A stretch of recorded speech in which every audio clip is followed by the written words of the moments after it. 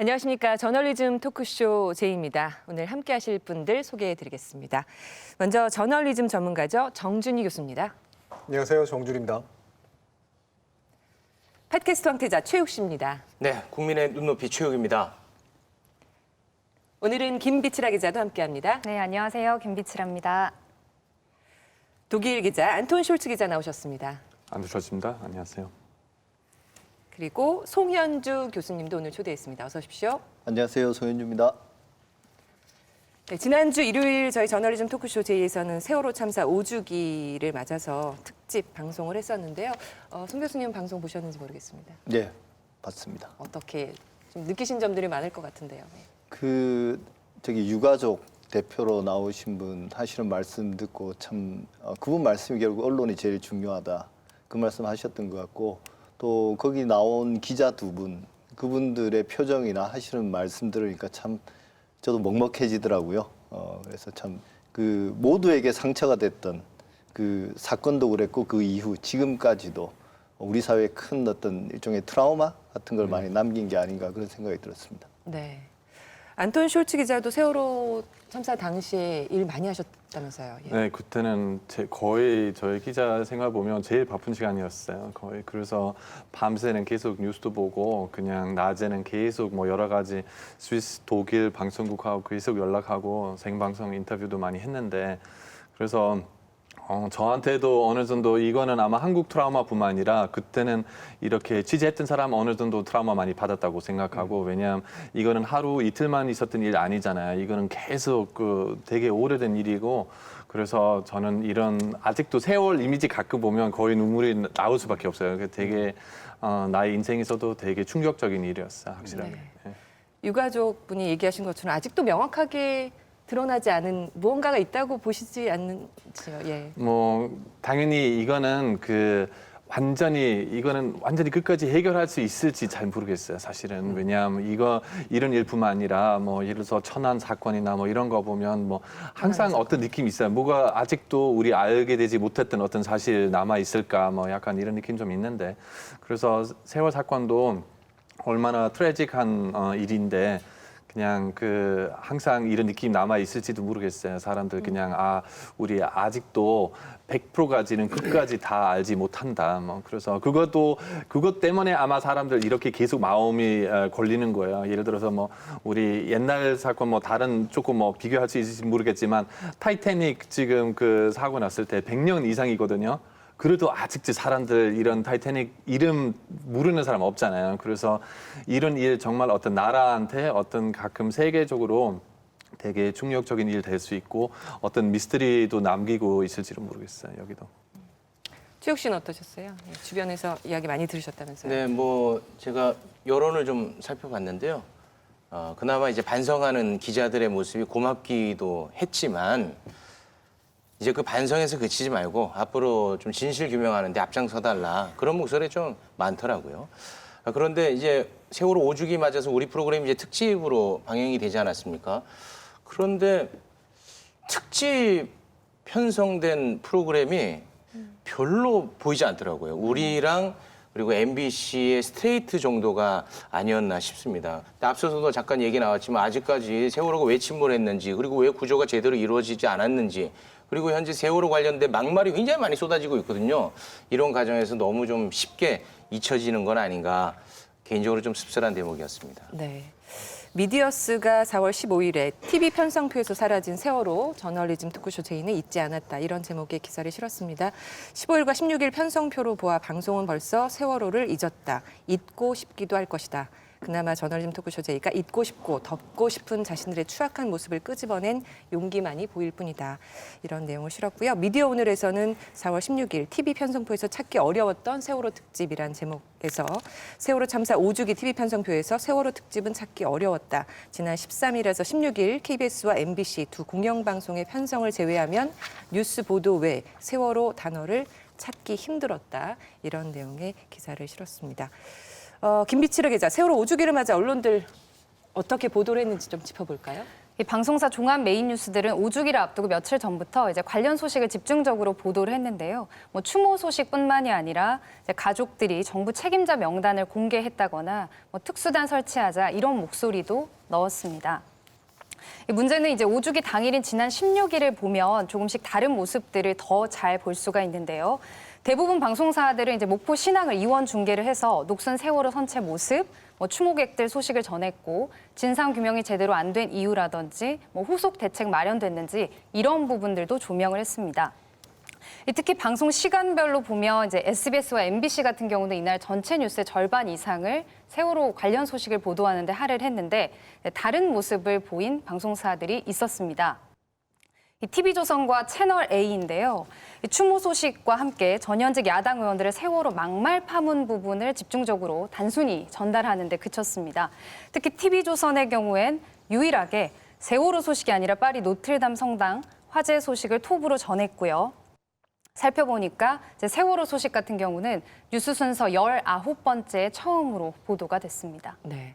참사 5주기 당일 박근혜 정부 시절 4.16 세월호 특별조사위원회 업무를 방해한 사건에 대한 35번째 공판이 열렸습니다. 또 공판을 앞두고 기무사 전직 간부들이 세월호 사건 당시 유가족들을 불법 사찰한 혐의로 재판에 넘겨졌고요. 참사 당시 선내 CCTV 영상을 보관 중이던 저장 장치가 바꿔치기 됐다는 의혹 등 진상규명을 방해한 새로운 정황들도 드러났습니다. 뭐 이런 내용들을 보도로 담은 것도 있었고 TV조선과 채널A 같은 경우는 이 같은 사실은 거의 침묵하면서 자유한국당 정진석 의원과 차명진 전 의원의 세월호 유가족을 향한 막말 파문을 보도를 했습니다. 근데 보도한 그 스탠스가 굉장히 좀 부적절했다고 보게 되는데요. 어떻습니까? 이 참 막말 파문을 보도한 것의 목적이 막말 파문을 비판하기 위한 것이었을까? 막말을 전하고 싶었던 것이었을까? 저는 사실 그런 의심을 합니다. 실제로는 형식은 막말을 둘러싼 논란을 전하는 거지만 막말을 한 사람들의 입으로 자신들이 하고 싶었던 이야기를 하고 싶었던 건 아닐까? 저는 사실 그런 의심을 해요. 실제로 이 차명진 의원이 했던 말은 사실은 용납되기 어려운 이제 그런 발언이었을 뿐만 아니라 이분 예전에 뭐 황제 식사 발언이라든가 그다음에 MBN 뉴스와이드에 출연하면서 이제 중국을 비하하는 그런 식의 표현들을 쓰는 거라든가 사실은 대단히 목적의식적으로 막말을 하고 있다는 게 보이거든요. 이 막말을 비난을 받는 게 전혀 두려운 게 아닌 겁니다. 그러니까 이런 말을 듣고 싶어하는 청중들에게 그 얘기를 대신해 주는 거고 그걸 받아서 이런 말을 하고 싶어 했던 언론들이 논란의 형식으로 보도했다. 그렇게 판단을 합니다. 제가 좀 궁금한 게 있는데요. 이거 차명진 전 의원의 이 막말을 보면 하나하나 정말 받아들이기 너무 힘들지 않습니까? 네. 근데 어찌됐든 어떤 얘기를 했는지 언론에서 알려줘야 그 사람들이 거기에 대해서 분노할 수도 있는 거 아니겠습니까? 네. 요거 이제 보도를 어떻게 해야 되는지 좀 궁금하더라고요. 근데 여기 막말에 대해서 언론에서 고스란히 그거 다 내보내기도 하더라고요. 근데 그게 옳은 건지 아니면 그런 일인지 궁금합니다. 저는 두 가지 생각이 있는데요. 하나는 보도하지 않아도 된다. 일단은. 이 막말 네. 자체에 대해서? 막말 자체에 대해서 그다지 보도할 필요가 없다. 그러니까 이 부분에 대한 자기의 스탠스가 없으면 막말에 대해 보도하지 않는 선택을 하는 것도 올바른 일이라고 생각을 하고요. 왜냐하면 보도되길 바라고 한 말이잖아요. 논란을 바라고 한 말이기 때문에 그 논란은 피해주는 것이 저는 일단 맞는 선택이라고 생각을 합니다. 그런데 만약에 보도를 해야겠다라고 판단하면 명확한 자기 비판의 전거들이 다 필요해요. 대충 이렇게 해서 따옴표 해와가지고 이런 말도 있었고 저런 말도 있었다는 식의 건 전형적인 물타기 보도고 실질적으로 논란을 빙자로 한 전달 보도다라고 제가 판단했던 이유가 그거고요. 만약에 한다면 이 막말의 구체적인 것들을 따와서 얘기할 필요 없이 이 사람이 얼마나 기존까지 계속 막말을 해왔던 사람이고 이걸 통해서 어떤 정치적 효과를 노리고 있는가. 실제로 정치화하는 사람이 누군가라는 것을 명확하게 비판하는 식으로 보도를 하는 게 옳았다고 생각을 합니다. 네, 제 생각에는 이제 아까 정준희 교수께서 자기들이 하고 싶은 말을 차명진 전 의원을 통해서 했다고 그렇게 이야기했는데 실제적으로 지난 5년 동안 조선일보나 뭐 동아일보나 채널A나 TV조선에서 계속 해왔던 말입니다. 실제로는. 그러니까 단어가 좀 더 지극히 자극적이고 모욕적이고 그렇긴 하지만 그 프레임 자체는 사실은 계속 반복돼 왔던 거거든요. 그러니까 자기들이 그동안 계속 해왔던 말이고 실제로는 그다음에 최근에 어떤 칼럼 같은 데서도 사설에서도 그런 이야기를 해서 해왔거든요. 그러니까 세월호 문제를 더 이상 정치적으로 활용하지 마라 이런 식으로 계속 이야기를 해왔습니다. 실제로. 이분은 방송에 꽤 많이 나오신 분이잖아요. 본인이 제가 이제 방송을 이제 안 하겠다고 뭐 얘기를 했지만 논문을 한번 몇 년 전에 쓴 게 있는데요. 종편 탄생 이후로 나타났던 주된 현상 중에 하나가 정치하고 언론사의 경계가 허물어지는 거예요. 즉 정치했던 사람이 이제 정치가 끝나거나 잠시 정치를 이렇게 멈추고 있을 때 대중들의 이목을 계속 받으면서 정치적인 생명력을 유지하는 방법이 종편에 출연하는 거고, 그다음에 그 출연을 하는 사람이 실제로 가고 싶은 건 정치고, 그래서 이들이 모여 있는 곳이 바로 이 공간입니다. 그리고 이 모여 있는 사람들의 특징이 뭐냐면 자신들이 명확하게 호소하고 싶은 대중들에게 듣고 싶은 말을 해줌으로써 그들에게 이제 지지를 받는 어떤 세를 모으고 싶은 거예요. 저는 이런 과정 속에 있는 분이라고 생각을 해요. 근데 실제로 누가 그런 얘기를 하던데 이 막말은 시간이 지나면 사라지고 인지도만 남는다. 그렇죠. 예. 그런데 진짜 그렇습니까? 상당 부분 그렇죠. 그러니까 특히나 이제 이런 말들을 누군가 해주길 바랬던 사람들에게는 외려 전사의 이미지로 남을걸요. 우리의 의견을 대표해주는 용감한 사람 이런 식의 어떤 것으로 남았겠죠. 제가 좀 들었던 생각은 그분들 예를 들면 이제 차명진 의원이나 아니면 정진석 의원, 그 다음에 이제 뭐 김대중 그 조선일보 전 논설위원 이런 주필 이런 사람들의 생각이 바뀌는 것까지는 기대하지 않거든요. 네네. 근데 이제 자기 생각이 그러하더라도 그걸 감히 이제 공적으로 공공연하게 이야기할 수 있는가? 이걸 이제 우리 사회가 한번 생각해 봐야 될 것 같아요. 그런 것들을 생각하는 것과 말하는 건 전혀 다른 문제거든요. 우리 사회도 각종 이제 혐오 발언들이 넘쳐나는데 그동안에 우리가 언론의 자유를 이야기할 때는 무엇이든 말할 수 있는 자유에 초점을 맞췄다면 지금은 우리가 한 번쯤은 말해서는 안 되는 것들에 대해서 좀 합의를 이루어야 되지 않겠는가. 그래서 그런 것들이 합의가 이루어져서 이런 막말들이나 어떤 혐오 발언들이 사회적으로, 법적으로는 강하게 처벌하지 못하더라도 사회적으로 그 사람들을 강제 은퇴시킨다든지 이런 어떤 사회적 처벌이 가해진다면 아마도 그런 발언들이 많이 줄어들지 않을까 그렇게 생각합니다. 탈진실 시대에서 제일 문제되는 것 중에 하나가 흔히 영어로 디나이얼리즘이라는데 이제 부정주의 또는 부인주의라고 그래요. 그러니까 부정론이라고 저는 얘기를 하는데 과학적으로 명백한 사실도 일단 부정하고 보고 정치적인 의견으로 바꾸고 이런 식으로 합니다. 근데 예를 들면 대표적인 게 홀로코스트 부정론이에요. 역사적으로 유대인 학살은 없었다라고 부정하는 사람들의 목소리가 공당의 어떤 정치인의 입을 통해서 나오고 그게 공공의 영역에서 회자가 됩니다. 그러면 거기에 걸맞는 정치적 효과가 나타나요. 이런 부정론, 5.18 부정론이나 세월호 부정론과 비슷한 것들이 공공의 영역에서 유통되도록 만드는 건 강력한 책임을 물어야 된다 저는 그렇게 생각합니다. 아시다시피 뭐 독일에서는 이런 부정론 그 사실 불법이잖아요. 나치 시대 뭐 홀로코스트 관련된 거 만약에 TV에서 어디 나가게 되면 아니면 뭐 콜럼에서 이런 일이 없었다 그런 말 쓰면 바로 법적인 문제가 생기는 거예요. 그 신문한테도 그 TV 방송국한테도 근데 그 사람한테도 이런 문제가 생길 수 있어요. 그리고 마찬가지로 그냥 그 뭐 개인적인 집에서 사람들 어떻게 말하는지는 뭐 확인할 수 없지만 근데 만약에 길에서 나가서 이런 말 한다면 이거는 사실 독일에서 불법인데 그래서 그런 거는 사실 어느 정도 맞다고 생각하고 왜냐하면 그 당연히 그 표현의 자유가 되게 중요하다고 생각하고 그거는 우리 꼭 보호해야 되는데 근데 한국에서도 충분히 아까 얘기했던 5.18이나 아니면 4.4 사건 같은 게 그 특히는 4.4 사건 같은 게 90대 후반까지 거의 한국에서는 이런 대마리에서 말하면 거의 불법이었잖아요. 오히려 예. 그래서 그거는 보면 사실 그 저도 4.3 사건 되게 늦게 알게 됐거든요. 오히려 5.18에 대해서 제가 거의 한국 도착하자마자 전 94년 처음 왔을 때도 5.18 이야기 많이 들었는데 근데 4.3 사건 훨씬 더 늦게 알게 됐어요. 그래서 이런 거 보면 왜냐하면 한국 사회는 이런 대만에서 절대는 얘기 안 했어요. 그래서 이런 일 보면 그 이 독일한테 어떻게 우리 조금 한국 사람도 조금 배울 거 있다고 생각하고 그리고 아까 혐오 말씀도 교수님 말씀하신 대로 그 마찬가지로 정말 그 혐오는 한국 사회에서는 너무 심하고 그리고 특히 인터넷 뭐 포스팅하는 사람들 정말 거기는 실명 안 나오기 때문에 마음대로 다 말할 수 있다고 생각하는데 근데 그것도 독일 더 이상 불가능하거든요. 그래서 그거는 정말 당연히 항상 조심해야 되는 게 표현의 자유하고 뭐 이런 벌금 같은 게 그래도 어떤 그 바운더리 있어야 돼요. 어디까지는 그냥 개인적인 의견이고 어디 넘어가게 되면 이거는 그냥 인정차별 아니면 이거 그냥 혐오다. 이거는 깨끗하게 한번 말해야 돼요. 그리고 벌금 나와야 돼요. 이런 사람들 어떻게 이렇게 말하면 나한테는 그냥 아무 일이 안 생긴다. 이렇게만 생각하면 사람들 마음대로 이런 말 그냥 하는 거야. 계속. 이런 사람을 섭외하고 방송에 나오게 하는 그 방송사나 언론사들도 뭐 제재를 받아야 되는 거 아닌가 이런 생각을 하게 만듭니다. 어떻습니까? 그렇죠. 그런 사회적 분위기를 만들어가야 된다고 생각을 해요. 그러니까 이런 식의 것들을 단순히 난 전달자야. 예를 들면 나치 학살 사건 일어났던 거 나는 그냥 누가 시키는 거니까 하는 거야라는 식의 면책 아니었었습니까? 즉 언론사들은 실제로 자기들의 판단에 의해서 하는 것임에도 불구하고 어떤 입을 이용해서 하는 그런 행동들에 대해서 계속해서 피해가는 그런 것들을 하는데요. 저는 이 부분에 있어서 사회적으로 표현의 자유를 억압하지 않는 한도 안에서 용납할 수 없는 행위들의 유형들을 저는 만들고 합의해야 된다고 생각합니다. 제가 아까 이제 강제 은퇴 말씀도 드렸는데요. 뭐 차명진 전 의원이 여러 방송에 출연하고 그 와중에 이제 이런 막말들이 나왔으면 뭐 여기까지는 어쩔 수 없다 책임을 질 필요는 없습니다.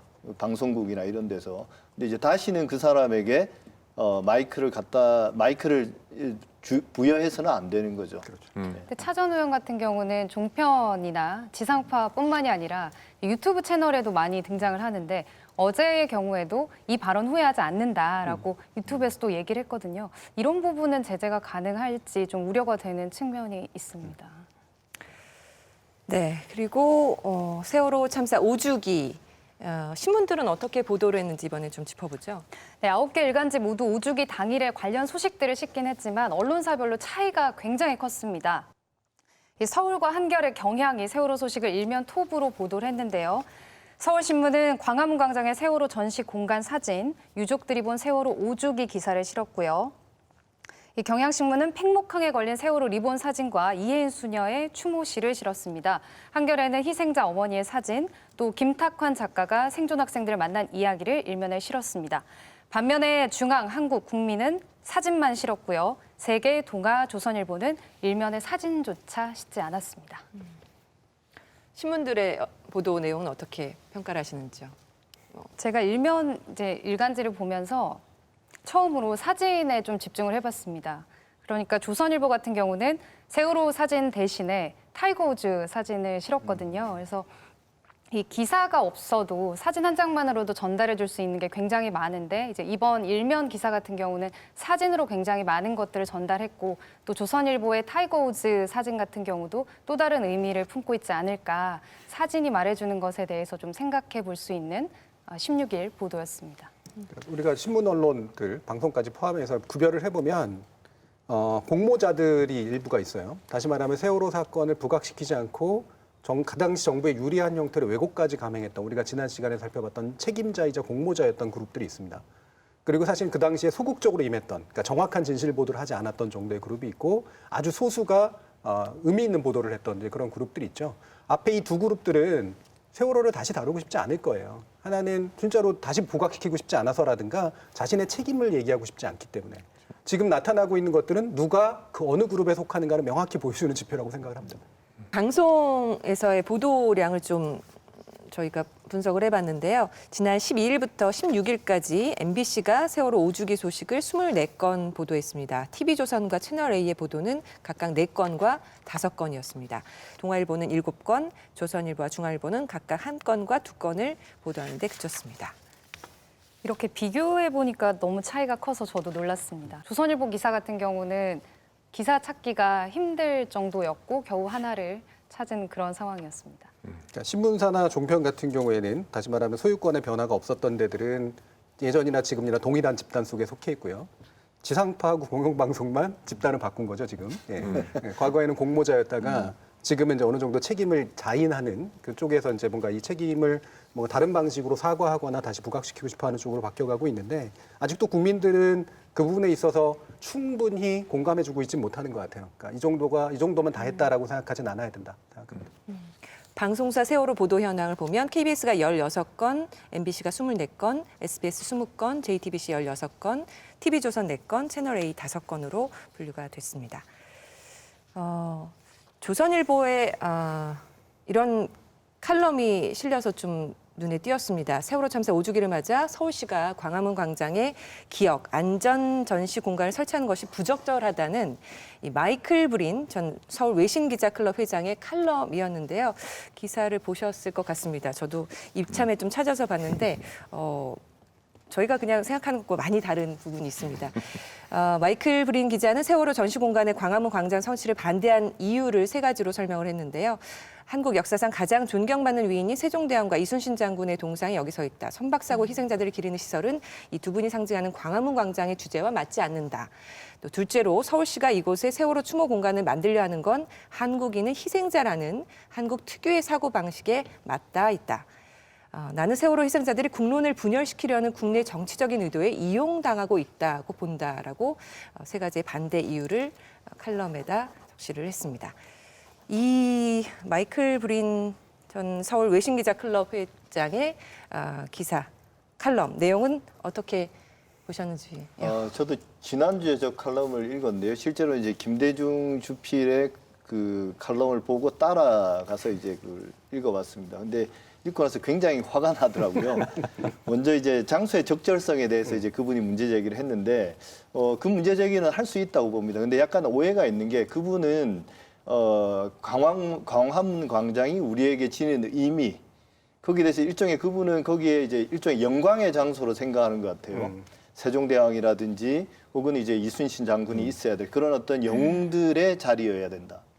근데 우리가 생각할 때는 최소한 제가 생각할 때는 그곳은 우리나라의 민주주의가 시작되기도 했고 또 좌절하기도 했고 또 이제 다시 시작된 곳이기 때문에 어찌 보면 더 영광스러운 역사죠. 그게 개인의 영웅의 문제는 아니지만 우리 집단 전체로 이른바 촛불혁명이 일어난 곳이니까요. 그래서 그게 그런 어떤 장소의 의미에 대해서 이분이 좀 잘못 이해하고 계신 점이 있다. 근데 그건 어떤 사람마다 생각이 다를 수 있는 거니까요. 근데 두 번째가 정말 좀 너무 오히려 제가 상처를 받았거든요. 이분이 뭐라고 아까 말씀하신 것처럼 한국인은 희생자라는 일종의 컴플렉스라는 거예요. 그래서 이 문제를 거기에 추모 공간을 만드는 것을 컴플렉스의 발현처럼 말씀을 하더라고요. 근데 저는 이제 그렇게 생각합니다. 뭐 우리가 예전에 위안부 문제라든지 강제징용 문제라든지 전쟁 당시의 양민 학살 문제라든지 또 베트남 전쟁에서 우리가 저질렀던 전쟁 범죄나 이런 부분들을 그런 치부를 숨기는 걸 너무나 당연시해 왔어요. 근데 그게 이제 과거의 컴플렉스를 해결하는 방식은 어찌 보면 그걸 덮는 거였거든요. 없는 문제로 만드는 것.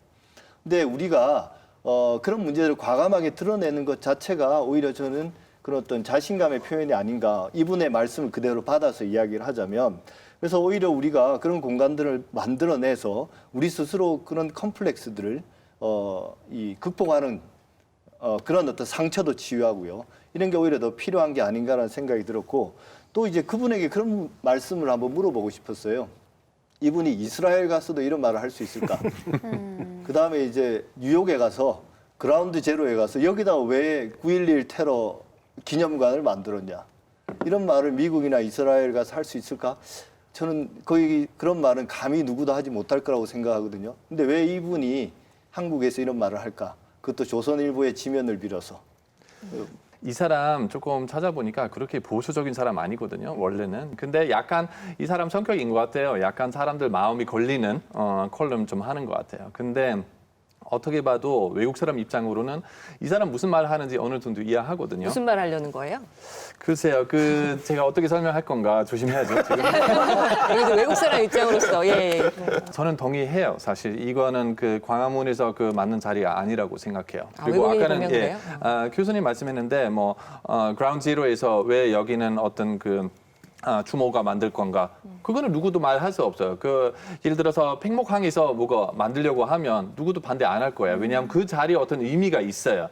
아니면 그때 그 학교, 경기대에 있는 그 학교에서 뭐가 설치하는 게. 근데 그 일이 광화문에서 생기는 일이 아니었어요. 그거는 첫 번째이고, 그리고 약간 그 광화문 정말 한국 사람들한테 되게 특별한 자리인데, 그것도 뭐 촛불 집회이든지 아니면 뭐 2002년 월드컵까지 뭐 이런저런 되게 좋은 일 많이 생겼고, 꼭 그것 때문에 여기 안 좋은 추억이 뭐 다시 생기게 만드는 거 꼭 만들면 안 된다고 그런 얘기 아니거든요. 근데 그거는 설치하면 그럼 5.18도 거기 하나 합시다. 그리고 4.3 사건도 하나 거기 그 자리에서 합시다. 꼭 왜 그 세월 사건 때문에 꼭 거기 만들 필요성이 있는가? 내가 꼭 반대하는 게보다 꼭 그 자리가 맞는 게 난 잘 모르겠어요. 그럼 뭐 이순신 장군은 뭐 거기서 싸워가지고 거기다 세워놨으니까. 예를 들어서 독일에서는 베를린에서 우리는 그 홀로코스트 네. 관련된 엄청 크게 거기는 그 추모 만들었는데요. 그래서 근데 그것도 사실 반대했던 사람 되게 많았거든요. 왜냐하면 이거는 만든 지 얼마 안 됐거든요. 뭐 10년 전인가 뭐 20년 전인가 뭐 그렇게 오래 안 됐는데 전쟁 바로 이후 만든 게 아니었어요. 절대. 근데 많은 사람이 야 이거는 옛날 역사인데 그리고 베를린 바로 핵심에서 꼭 이런 거는 만들 필요성이 있냐. 그러니까 광장은 그러니까 한국 사회에서의 광장은 유럽파에서의 광장과는 달리 역사가 오랜 산물이 아니에요. 그러니까 광화문 광장도 사실은 가장 최근에 만들어진 형태고요, 실제로. 네. 서울 쪽에 있는 광장도 역시 마찬가지입니다. 옛날에 다 도로였던 데잖아요. 여의도 광장 공원으로 바뀐 것도 그렇고요. 한국은 광장 문화가 아닙니다. 근데 이 광장 문화를 이제 막 채워가고 있는 거예요. 근데 예전에 이순신 장군 동상 세웠을 때 누구도 시민한테 묻지 않고 했어요. 예. 세종대왕 동상 만들 때 이것도 사실은 그다지 뭐 시민적 논의를 거쳐서 한 거 아닙니다. 근데 지금 와서 이제 세월에 관련된 됐다. 이제 시민적 논의가 붙어야죠, 이제는. 그래서 우리에게 광장은 어떤 것이냐에 대한 사회적 논의를 출발하는 건 맞고 거기에 대해서 뭐 찬성 견해나 반대 견해를 내는 건 맞아요. 그거는 그 사회가 결정한 문제라고 하는 것이죠. 저는 그래서 그런 부분으로 이제 이야기가 진행되는 게 옳다고 보고요. 두 번째로 만약에 다른 비유를 하자면 예를 들면 영국 런던에 우리하고 가장 비슷한 정도의 게 이제 트라팔가 광장이잖아요. 거기에 이순신 장군하고 똑같은 넬슨 제독이 있고, 그죠? 거기 사자가 있습니다. 그 주변에 보면 왕이나 귀족들의 이제 동상이 서 있어요. 근데 거기 한 구석이 비어 있어요. 이 한 구석은 요즘 돌아가면서 동상을 하나 만들거나 기념 작품을 설치하는데 한 10년 전쯤에 한 장애인, 여성 장애인이 자신의 이제 몸을 가지고 만들어낸 조각 작품을 거기다가 세워서 꽤 오랜 기간 동안 전시를 했습니다.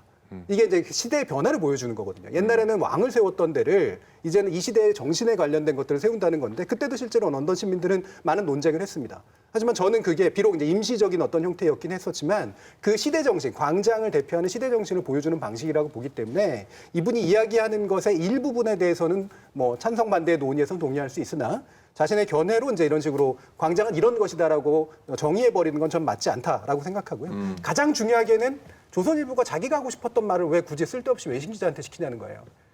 저는 외려 컴플렉스는 조선일보에게 있다고 보는 거죠. 외국인을 데려다가 쓰서 얘기하면 객관적인 것처럼 비치는 그런 식의 컴플렉스를 활용하고 있는 거 아닌가? 그렇게 판단을 합니다. 네, 제가 딱 한마디만 하겠습니다. 그 우리 저 숄츠 기자님 많이 의견, 참으셨네요. 네, 일단 뭐 존중하는데 짧게 그 이순신 장군의 정신과 저는 크게 또 다르지 않다고 생각합니다. 세월호가 이순신 장군은 국민을 지키고 보호하자는 거 아니겠습니까? 정신이 세월호에 왜 우리가 지금 잊지 말자고 하느냐?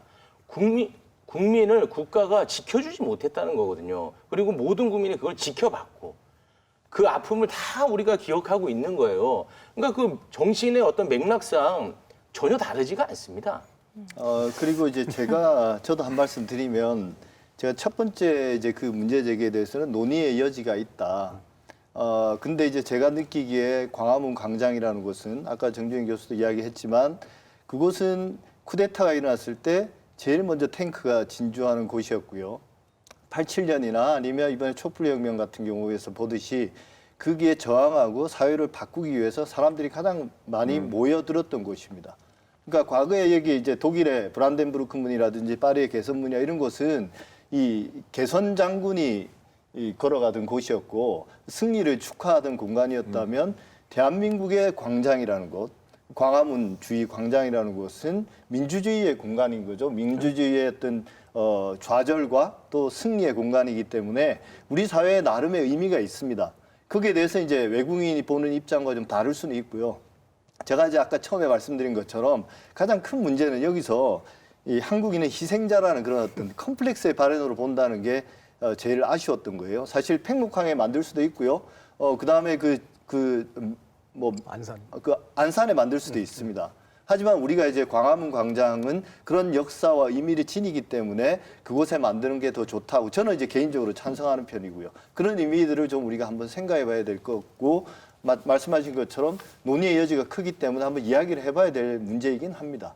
근데 교수님 한번 외국 사람한테 여기 한국에서 잘 아는 그리고 여기 오래 살았던 외국 사람한테 한번 물어보시면 한국 사람 조금 이런 피해자 의식 같은 게 있냐?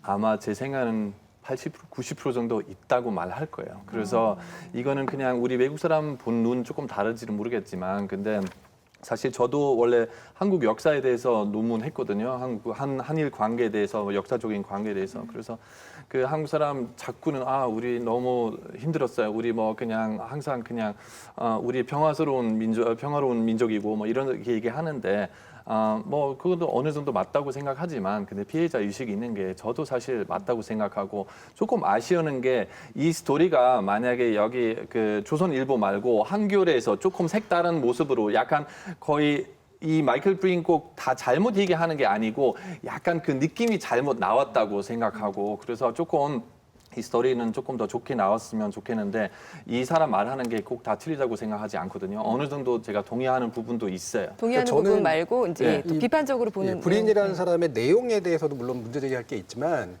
조선일보라는 데가 인터뷰를 어떻게 쓰는지를 알았다면 이렇게 인터뷰를 안 했을 거라는 거예요. 이런 식으로 이용당하는 경우 정말 많거든요. 네. 예. 세팅을 딱 이렇게 해놓고 하고 싶은 얘기를 하도록 만들어요. 근데 그거를 자신의 맥락 속에 집어넣는단 말이죠.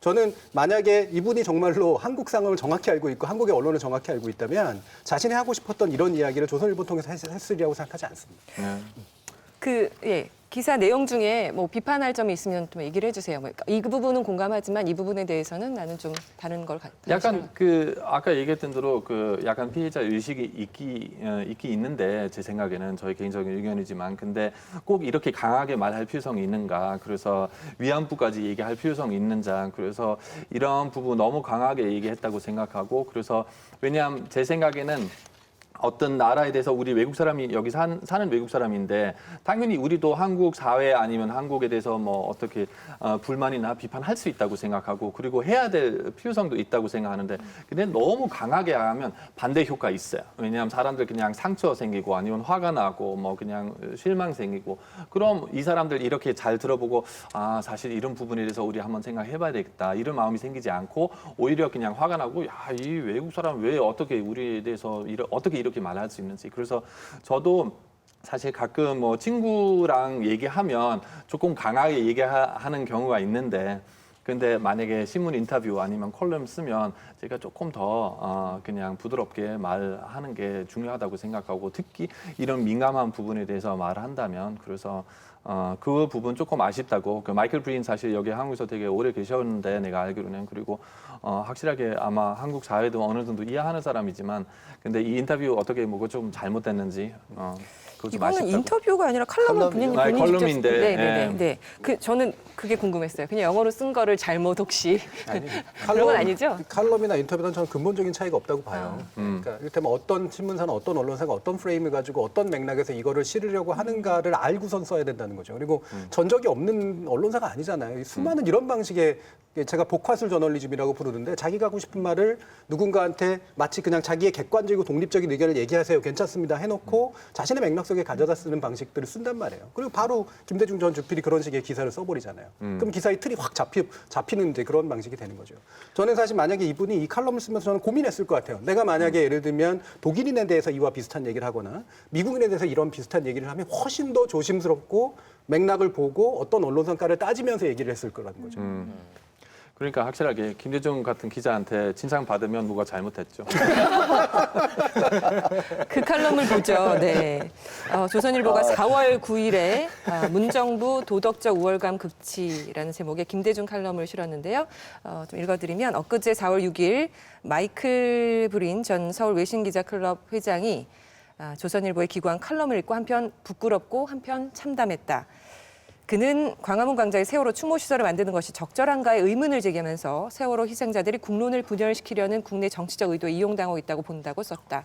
부끄러웠던 것은 이런 지적과 문제 제기를 한국 기자가 아닌 외국 기자가 했다는 점이다. 세월호 사건이 5년 동안 이 땅에 머무는 동안 마이클 브린 씨와 비슷한 견해를 가졌던 한국 기자가 없었을 리 없다. 그럼에도 나를 포함해 세월호의 정치적 이용과 광화문 광장의 부적절성을 본격적으로 지적한 것을 읽은 기억이 없다. 세월호를 정치 이용하는 문제에 나는 역설적으로 관대하려고 노력했다. 세월호의 편승에 전 대통령과 정권을 몰아내는 데 성공한 세력이 세월호가 고마워서라도 세월호를 쉽게 접을 수는 없었을 것이라고 생각했다. 다만 이제 그만해도 될 때가 됐다는 생각이었고 광화문이 아닌 다른 곳으로 옮겼으면 했다.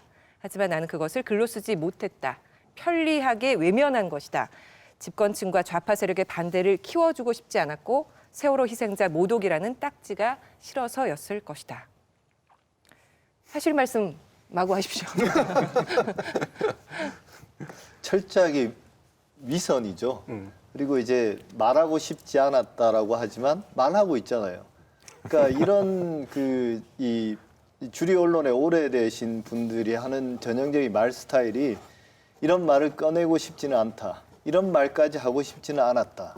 이런 하죠. 의혹들은 뭐 차라리 뭐 젖혀두고 싶었다라고 하면서 다 하거든요. 실제로 이분은 그 마이클 브린이라는 칼럼이 나오고 나서 어찌 보면 같은 기획일지도 몰라요. 이런 어떤 좀 쓸데없는 의심일 수도 있으나 이분이 하는 말씀 그동안 안 했다고 했지만 5년 내내 했던 이야기입니다. 실제로는. 그리고 지금 정치적으로 이용하는 문제에 역설적으로 관대라는 표현을 써요. 그러니까 정치적으로 이용하는 문제는 사실이고 자기는 거기에 관대한 거잖아요. 예. 이거는 사실이 아닌 것을, 그러니까 실제로 논쟁의 여지가 있고 분명히 그렇게 볼 수 없는 요인들을 이미 사실로 찍어놓고 그리고 난 다음에 자신의 이야기를 푸는 방식을 취한다는 겁니다. 오물에 독부리게 오류죠. 근데 또 한 가지는 이분은 이렇게 침묵하는 것들에 대해서 창피해하시는 분이 결국 다 얘기하면서 정작 침묵했던 것, 창피해할 침묵들에 대해서는 전혀 생각하지 않는 것 같아요. 지금 세월호 문제가 여기까지 오게 된 거는 자꾸 덮어서 헷갈리게 만들었기 때문에 여기까지 온 거잖아요. 그때 침묵을 넘어서서 사실은 분치를 했던 사람들입니다. 이 사람들이 거기에 대해서 분노하리라고 저는 기대하지도 않아요. 그냥 창피했으면 좋겠어요. 근데 마치 이 사건들은 이미 다 해결된 것이고 이제 와서 이제 그동안 침묵한 것들에 대해서 미안하다라는 식의 태도를 취한다라는 건 저는 후한무치의 극치라고 생각합니다. 저희 프로그램에서 그 외신이 주는 어떤 한국에서의 위치에 대해서 다뤘던 적이 있는 것처럼 이 칼럼을 보면 이제 한국 기자가 아닌 외국 기자가 지적했다는 것에 굉장히 주목하는 거를 보게 되니까 이제 숄츠 기자 같은 경우도 외신에서 한국에서 혹시 이제 부탁을 해서 칼럼을 쓰거나 이러실 때 언론을 잘 골라서 하셔야 될 것 같아요. 저도 컬럼 생각보다 많이 썼어요 이미. 그래서 근데 당연히 누구 위해서 일하는지 항상 좀 조심스럽게 생각해야 되고 그리고 당연히 저도 알고 만약에 한겨레한테 연락 오든지 조선일보한테 오든지 그냥 그 사람들 듣고 싶은 말 좀 차이가 있겠죠. 근데 중요한 게 저도 예를 들어서 컬럼 쓰면 항상 출판하기 전에 만약에 뭐 가끔 이런 경우가 있잖아. 조금 더 짧게 만들어야 될 같은 경우 아니면 조금 뭐 살짝 뭐가 바꿔야 될 부분이 있다고. 그래서 오케이 어느 정도는 잘라야 된다면 그렇게 하시고 근데 꼭 출판하기 전에 다시 저한테 보내주세요. 뭐 이렇게 항상 하거든요. 그래서 저는 제일 원하지 않은 거 갑자기 제가 했던 말 갑자기 좀 바꿀 수도 있고 그래서 어떤 문장 남고 어떤 문장 없어지면 완전히 이미 180도는 반대될 수 있잖아요. 그래서 그런 부분 확실하게 조심해야죠.